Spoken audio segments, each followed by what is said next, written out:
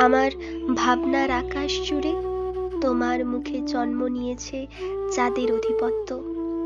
তোমার চোখের কিনারায় গিয়ে লেপ্টে গেছে নিঃসঙ্গ নক্ষত্রের দল।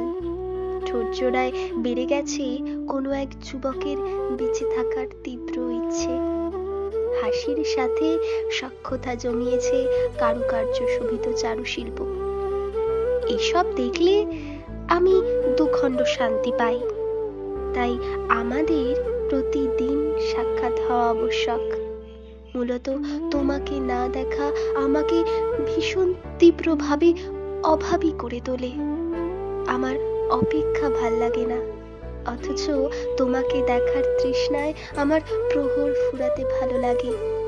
যখন থেকে বুঝেছি অভাব বলতে বুঝি তুমি, অভাব বলতে বুঝি তোমার আলিঙ্গন, তখন থেকে আমার অভাব ভাল লাগে। তোমার অভাবে নিজেকে অভাবী বলতে ভাল লাগে, তোমার অভাবে নিজেকে নিঃস্ব ভাবতে ভাল লাগে। আমার অভাব ভাল লাগে, ভীষণ ভাল লাগে।